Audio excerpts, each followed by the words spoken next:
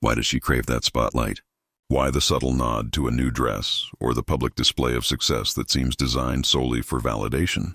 It's a question that pops up everywhere, from whispered conversations to endless online debates. But here's the truth.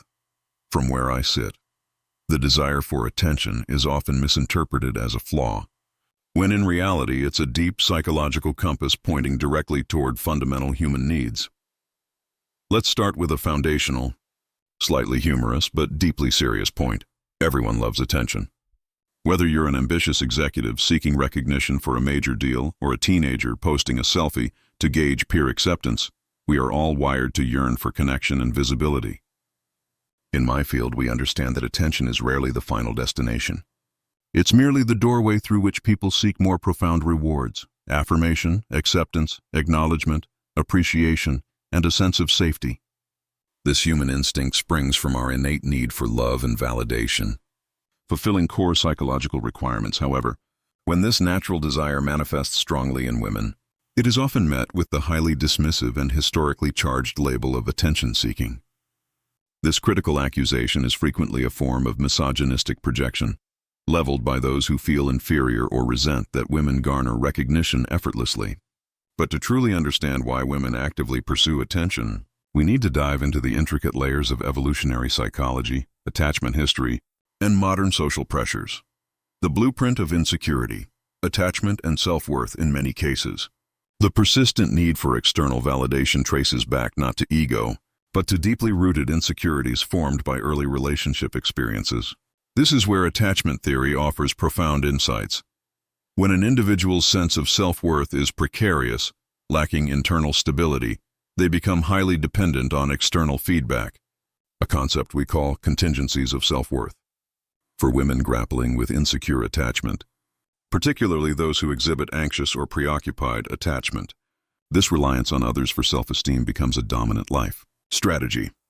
Individuals with an anxious attachment style long for emotional intimacy but are constantly haunted by the worry that their partners will abandon them or that their love is insufficient. Because they internalize a negative view of themselves, believing they are less worthy, they become hyper-focused on securing validation. Consequently, their self-worth heavily relies on conditional, unstable factors, the approval of others and their physical appearance. Think of it this way: if you doubt your inherent lovability, you seek evidence from the outside world. An anxiously attached woman seeks constant reassurance and attention from her partner. She needs her partner to fill an emotional gap that she cannot fill internally. In this emotional dynamic, appearing attractive or garnering praise isn't just a pleasant bonus. It's a vital temporary patch for low self-esteem. Interestingly, this drive also shapes her mate standards. Research suggests that anxious attachment aligns with a strategy to maximize commitment, driving her to place high value on partners who exhibit warmth, trustworthiness, and status resources. She seeks a mate who will invest in her and the relationship, seeing their resources or status as tangible proof of commitment and validation.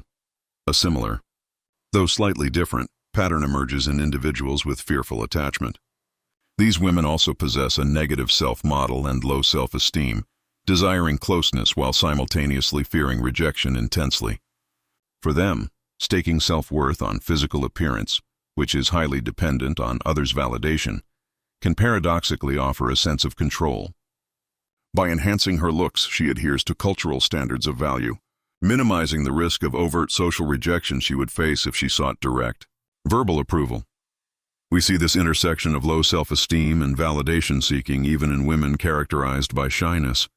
Shy women report lower self-esteem in domains related to being liked, loved, and having personal power.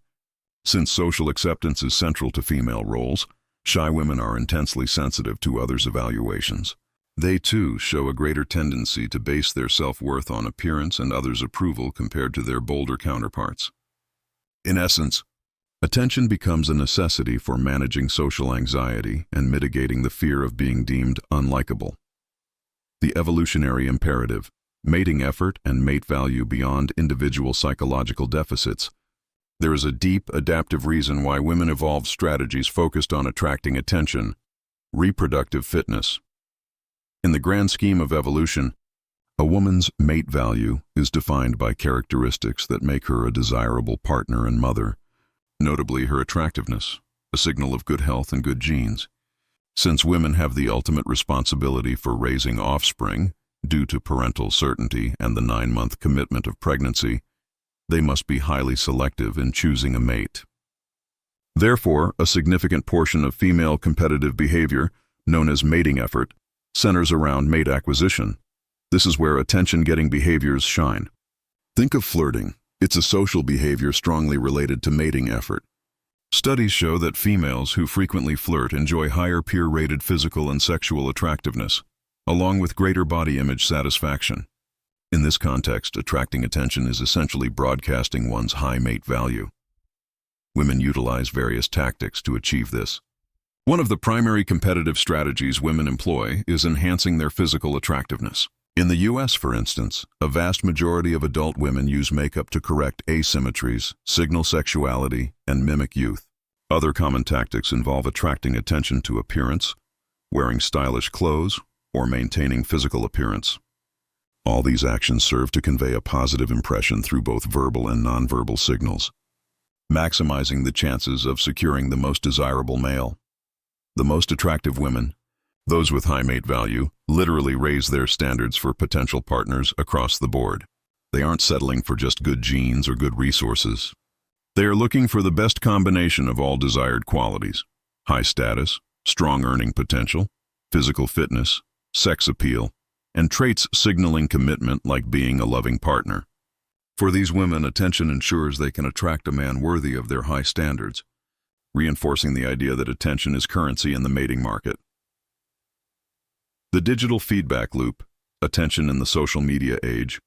If insecurity and biology provide the underlying motivation, modern platforms like social media offer the endless stage. Social media has fundamentally changed how we fulfill our basic human need for acceptance and validation, providing seemingly infinite avenues for attention. Users consciously frame their posts, whether happy or sad, to elicit specific emotional feedback, like likes or comments. This constant craving for feedback becomes an addiction, where users often resort to exaggerated framing or monitoring post responses excessively to measure success. For women in particular, social media amplifies the pressures tied to appearance-based validation. These platforms relentlessly perpetuate narrow, unrealistic beauty ideals, often showcasing filtered and retouched bodies. This environment fosters intense social comparison, leading to increased body dissatisfaction and a fear of missing out. When a woman's self-worth is already fragile, tying it to external approval, such as the accumulation of likes and followers, becomes a core behavior. Posting self-expressive or provocative content, bragging about successes, or even dramatically presenting personal misfortunes online are all examples of attention-seeking behaviors aimed at bolstering a shaky sense of self-worth. It is important to differentiate between authentic self-expression and attention-seeking behavior. Self-expression is conveying genuine thoughts and identity, Taryn posting her artwork because it's part of who she is. Attention-seeking is performing actions explicitly aimed at gaining notice and external validation, constantly monitoring responses to every post. The context of social media makes this distinction perpetually blurry. The pathological pursuit, narcissism, and histrionic tendencies. Sometimes, the quest for attention crosses into the realm of clinical pathology, most notably in histrionic personality disorder, HPD, and certain manifestations of narcissism. HPD is characterized by an excessive, theatrical emotionality and a relentless desire to be the center of attention. For individuals with HPD, self-esteem is almost entirely reliant on the approval of others. They may use physical appearance, wearing bright, revealing, or flamboyant clothing, and act inappropriately seductive or flirtatious to draw the spotlight. They require constant reassurance and validation, and when they are not the focus, they may feel uncomfortable or depressed. It's a personality that is prone to drama, vagueness in speech, and a tendency to view relationships as far closer than they actually are. In the context of narcissism, the constant need for admiration and recognition is also a central feature. However, narcissism is often stereotyped as a male, grandiose pathology characterized by overt arrogance and a need for power. my colleagues, and I argue that in women, narcissistic tendencies often manifest in a more covert, vulnerable form, sometimes referred to as echo-narcissism. This vulnerable form is marked by underlying shame, hypersensitivity, and low self-esteem.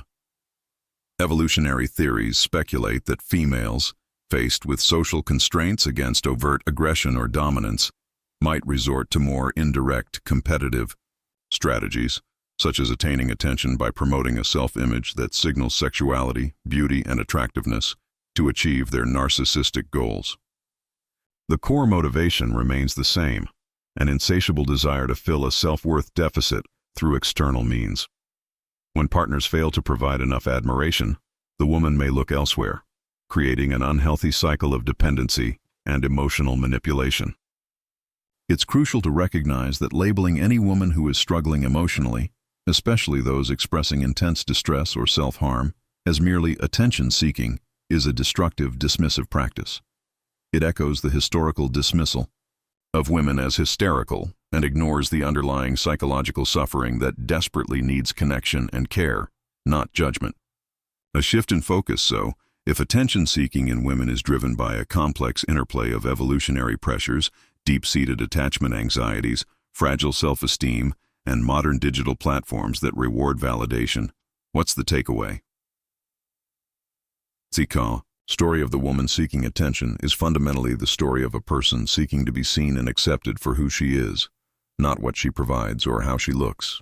Whether the motivation is to secure a high-value mate, compensate for childhood emotional voids, or simply cope with low self-worth, the action itself is a plea for validated existence. The healthy solution is not to criticize the search, but to heal the source. True strength lies in recognizing that validation comes from within, cultivating self-acceptance, and building an internal sense of worth independent of external approval. Only then can a woman fully own her power, her presence, and her self-expression, without constantly needing the world to tell her she is enough.